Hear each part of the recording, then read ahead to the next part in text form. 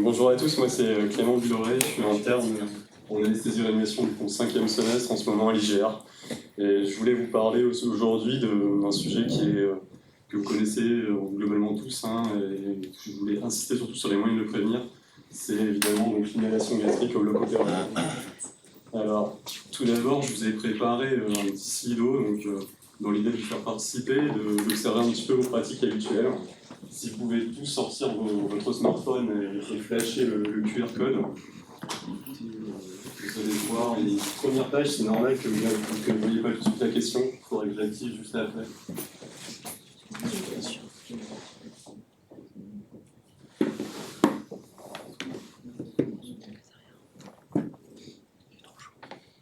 C'est bon pour tout le monde? Donc, normalement, il y a une première question que vous voyez apparaître, c'est le cas ou pas? Oui. Super. Première question, est-ce que vous avez l'habitude de pratiquer la manœuvre de Selig au cours d'une induction de séquence rapide?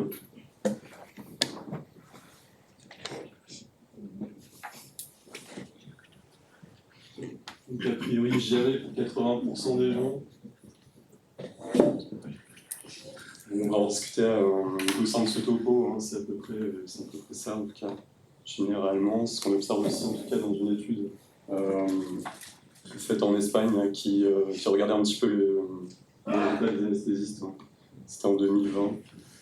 Une autre question, quel est le pourcentage de patients pour lesquels vous utilisez des anti-HE ou des IPP dans votre pratique quotidienne?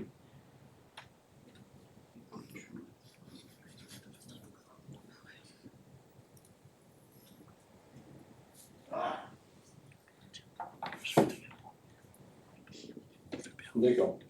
Donc là, en majorité, quand même moins de 20% du temps. Ok, et enfin, est-ce que vous avez l'habitude d'utiliser l'échographie pour évaluer le volume de l'estomac avant une induction séquence rapide?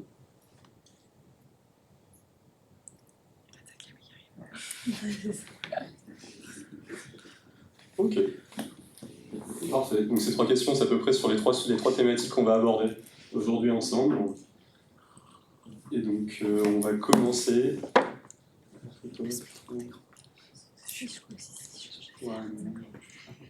Super. Alors, donc, la définition de l'estomac plein au cours du temps, elle a un petit peu évolué selon les auteurs. Globalement, on est passé initialement sur un volume de 0,4 ml/kg à un pH inférieur à 2,5. Puis, ces études en fait, ont été faites chez l'animal.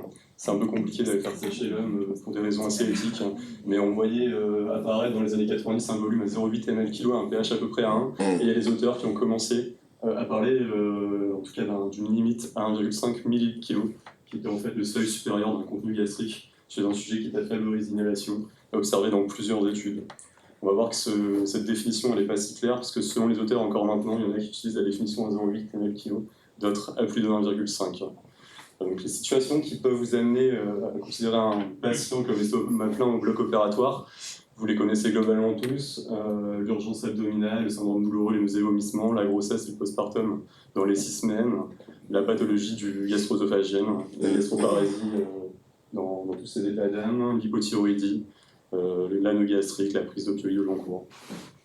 Voilà, la conséquence que vous connaissez tous, c'est le syndrome de Mendelssohn, et qui a comme conséquence, ça peut être asymptomatique, à peu près dans 30% des cas. Il peut y avoir un véritable bronchospasme, des athéctasies sur une obstruction bronchique, lorsque notamment une inhale des composants solides, une pneumopathie infectieuse, un SDRA. Et l'étude de la SFAR d'INSERM de 99 qui avait en tout cas qui a imputé 20% des décès au syndrome de Mendelssohn. La manœuvre de Selig, donc la pression cricoïde, dont le but est vraiment de diminuer le risque d'inhalation du liquide gastrique en augmentant la pression du sphincter supérieur de l'œsophage, qui aura, de ce fait entraîne moins de régurgitation et d'aérophagie. Alors c'est M. Selig qui l'a décrite en 61 au sein d'une étude qui était assez observationnelle, de 26 patients en risque d'inhalation. Il a remarqué que quand il lâchait cette pression cricoïde, il y avait 3 cas de régurgitation qui étaient apparus.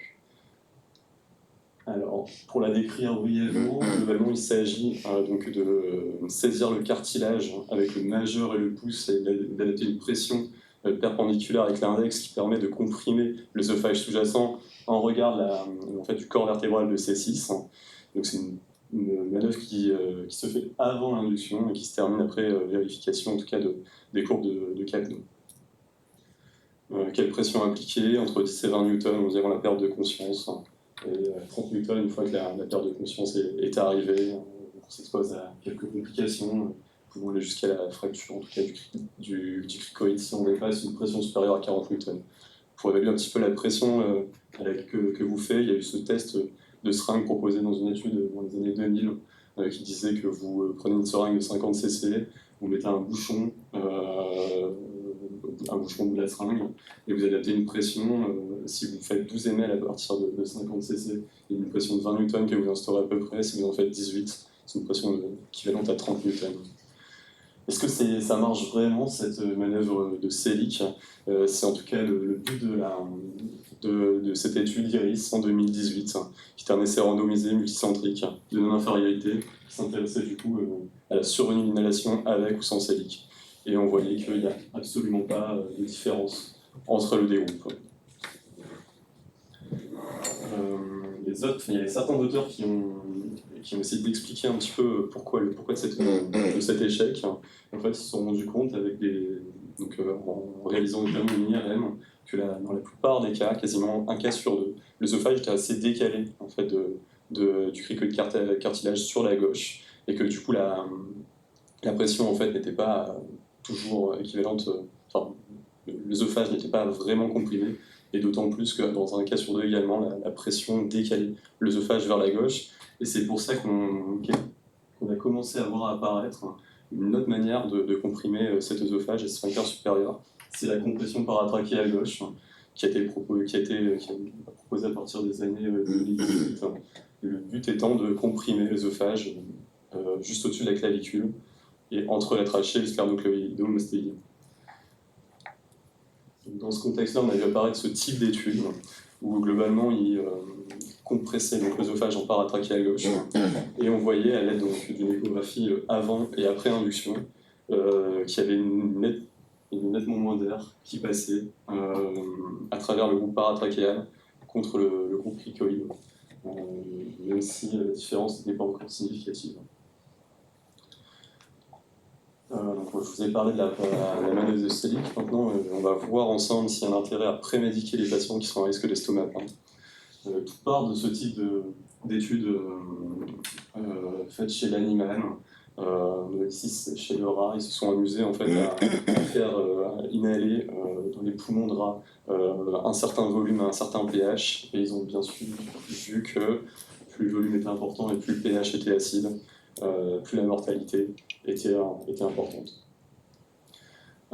Du coup, ils ont essayé, donc, au sein d'études randomisées, de tester plusieurs médicaments qui permettent de diminuer ce volume d'estomac et diminuer le pH gastrique. C'est le cas de la cimétidine et du méthoclopramide, qu'on voit qu'ils sont strictement équivalentes à un anti-H2 seul. Le seul fait d'augmenter la posologie du méthoclopramide, qui est un neuroleptique prokinétique, n'a pas d'incidence sur le volume résiduel. Et donc on s'est interrogé sur les émetteurs de la pompe à protons. Et donc ces deux études qui ont été faites par Nishina en 96 et en 2000 en tout cas sur la même base, c'est-à-dire une étude randomisée en double aveugle qui proposait plusieurs groupes avec plusieurs traitements testés. D'un côté, le lansoprazole, le méprazole et la ranitidine sur l'étude d'en haut. De l'autre côté, le rabéprazole, le lansoprazole et la ranitidine en bas. L'étude contre placebo, avec une prise médicamenteuse à J-1 au soir et le matin d'intervention. Et on voyait globalement que ce qui faisait pareil, donc qui donnait les mêmes résultats que l'anti-H2 le matin, c'était la prise d'IPP double dose la veille au soir et le matin. Donc qui agissait à la fois sur la réduction du pH gastrique et à la fois sur le volume de l'estomac. Et alors, est-ce que la sonde nasogastrique, c'est un moyen intéressant de vidanger l'estomac? Alors, on a cette étude qui comportait 10 patients L'idée, c'était, une fois l'induction, d'aspirer l'ensemble du volume à travers une sonde nasogastrique une fois que le patient dormait. Et on voyait que les résultats montrent que c'est un moyen qui marche pas très bien, dans le sens où le volume aspiré par rapport au volume total, le volume résiduel ici était aspiré après réalisation d'une FOGD à l'endoscope. Et donc on voyait qu'il y avait une différence significative entre les deux groupes, ce qui prouve que cet SNG n'était pas le meilleur outil pour avoir un estomac en tout cas vide. D'autant plus que la mise en place de cette notion nasogastrique, elle s'accompagne d'effets hémodynamiques à la fois sur la pression artérielle, la fréquence cardiaque et la SpO2. On voit que ces 4 paramètres sont modifiés pendant la manœuvre dans le mauvais sens, et que la fréquence cardiaque persiste en étant les patients restent davantage tachycardes après la pause de cette sonde nasogastrique. Donc c'est pas complètement anodin de poser une sonde nasogastrique chez un patient vigile et chez les patients les plus fragiles, notamment les coronariens. Ça peut être même risqué. Nous, on n'a pas de recommandation française qui incite vraiment à utiliser cette sonde nasogastrique dans un cas particulier au bloc. Mais les Scandinaves en ont une qui date de 2010. Il s'en est une de rang E, donc un rang de faible grade quand même, et qui recommande quand même l'utilisation chez un estomac en cas d'iléus ou encore d'occlusion.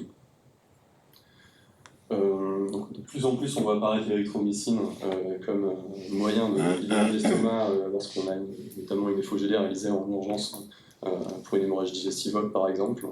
Et donc, ils se sont intéressés dans cette étude randomisée en double aveugle dont les chirurgies ont été stratifiées, d'un côté celle du contexte de traumato, de l'autre sans contexte traumato, et on voit que l'érythromycine a un effet surtout donc chez les chirurgies où il n'y a pas de cause, en tout cas, il n'y a pas d'origine traumato. Voilà, je vais terminer par vous parler un petit peu de l'échographie gastrique. On voit de plus en plus en vogue depuis ces 10 dernières années. Donc, elle se réalise chez un patient en décubitus dorsal ou en décubitus latéral droit avec une sonde abdominale convexe de basse fréquence. Et l'idée, c'est d'avoir ce type de coupe de l'estomac, coupé dans le pan sagittal. Ici, vous pouvez voir donc, par la lettre A, c'est l'estomac. Sur la gauche, on a le foie, en bas, le pancréas et le vaisseau, donc l'aorte et la mésentérique sup. Et donc, si vous avez un patient qui est estomac vide, vous avez cette image en œil de bœuf, donc, qui est décrite. Donc la paroi circonférentielle autour hypoécogène, c'est la musculeuse. Et donc on voit bien les 5 couches différentes de la paroi élastique ici, cette image caractéristique de l'estomac. Lorsqu'on a un contenu liquide, on voit donc un estomac qui est bien plus distendu, bien plus ovalaire, et qui a bien évidemment donc un contenu hypoécogène. Et lorsque le contenu est solide, 2 petites images peuvent vous être proposées. C'est donc la première, un aspect en vert dépoli qui apparaît surtout dans les 90 minutes après l'ingurgitation d'un solide. Et après, on voit très bien donc, cet aspect hyperécogène de l'estomac plein. Là, c'est une des premières études qui a montré en fait une corrélation entre l'air, la surface gastrique et le volume aspiré. Donc ici réalisé chez des patients en demi-assise lorsqu'ils étaient en décubitus dorsal. Et donc ces auteurs, en fait, à travers un modèle mathématique, ils ont permis de partir de l'air antral pour arriver vers le volume gastrique. Et on voit les performances diagnostiques de l'échographie gastrique pour évaluer l'estomac plein, et que ce soit pour un cut-off à 0,4 ml/kg ou un cut-off, ici c'était un cut-off à 0,8, et ben on voit que la sensibilité et les spécificités en tout cas sont toutes deux très bonnes, avec des aires sur la courbe au-dessus de 0,80. Et une petite valeur qui est quand même à connaître, c'est qu'il y avait pour donc, un cut-off à 0,8 une valeur prédictive négative de 94% si on avait une aire ventrale qui était inférieure à 340 mm², ce qui signifie que dans 90% des cas, on avait un estomac plein face à nous. Donc là, c'est une autre étude qui montrait cette même corrélation, mais cette fois-ci réalisée en décubitus latéral droit. Et voilà, donc comment mesurer une surface intrale, c'est assez simple. Il suffit de prendre les deux diamètres multipliés par pi divisé par 4, donc le diamètre antéro-postérieur et longitudinal de l'estomac. Et après, vous avez donc ces formules. À gauche, donc, celle proposée par M. Bouvet et ses collègues qui s'intéressaient à l'échographie réalisée en décutis dorsal, et à droite, par M. Perez, sur une échographie réalisée en décutis latéral droit. Et vous faites ces formules, vous arrivez à partir de l'air ventral, arriver à un volume de l'estomac. Il y a aussi d'autres tables comme celle-ci, où en fonction de l'âge et en fonction de l'air ventral, on arrive à estimer à plus approximatif donc, un volume gastrique. Donc vous voyez ici que l'âge est complètement un facteur indépendant qui fait varier à lui seul le volume de l'estomac. Et donc, vous arrivez, pour répéter un petit peu tout ce que je viens de vous dire, donc l'échographie, c'est bien sûr un examen qui doit s'évaluer de manière qualitative et quantitative. Donc premièrement, vous faites ça en décutis dorsal puis en décutis latéral droite. Pourquoi ? Parce que en fait, il y a des grades proposés par M. Perez qui, en fait, il est parti du postulat que on voyait davantage le contenu liquidien en position de décutis latéral droite. Et donc, c'est ce qui est expliqué à travers ces grades. Donc, grade 0, c'est un estomac vide dans les deux positions. Grade 1, c'est du contenu liquidien uniquement des décutis latéral droit. Et grade 2, c'est dans les deux cas. Et il s'est aperçu que pour un grade 2, par exemple, il y avait plus de 75% des cas pour lesquels l'estomac faisait plus de 100 ml. Et qu'il était plus facile de proposer une séquence rapide dans ce genre de situation. Donc voilà, vous réalisez ça dans les deux positions.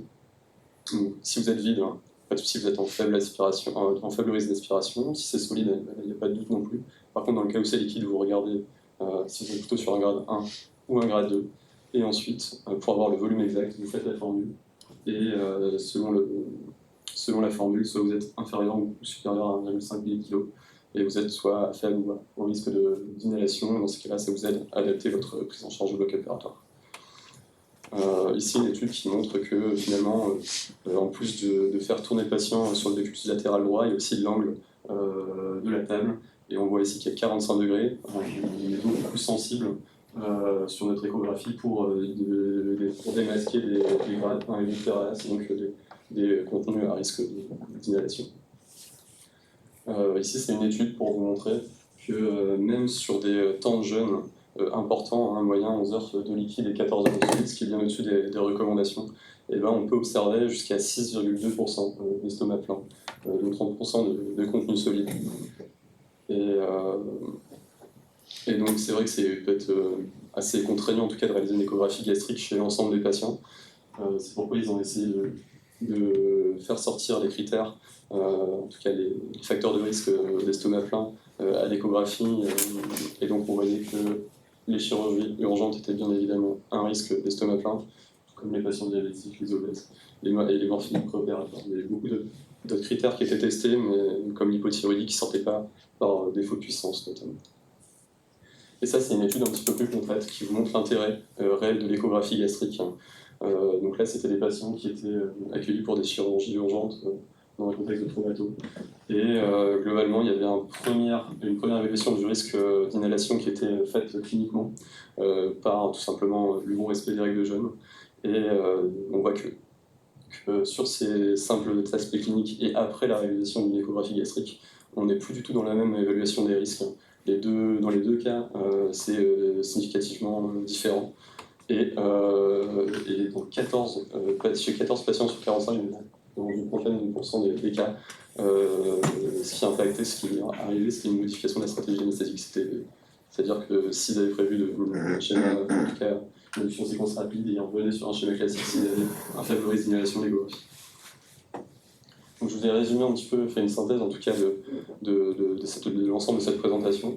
Donc réaliser une échographie, donc en tout cas chez le patient à haut risque d'inhalation, on peut leur proposer pour diminuer les conséquences d'une éventuelle inhalation, c'est soit des IPP double dose, HG-1 et HJ0, ou soit dans ce cas H2, on ne voit pas bien, le matin de l'intervention.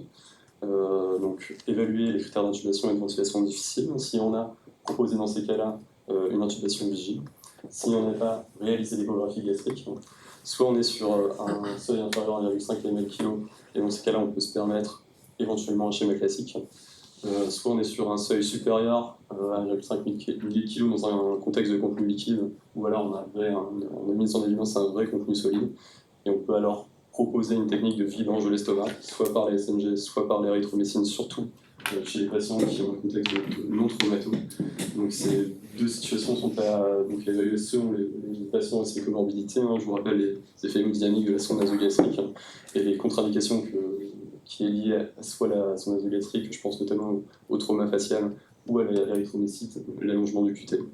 Et derrière, proposer tout de même systématiquement induction de séquence rapide. Voilà, je vous remercie de votre attention.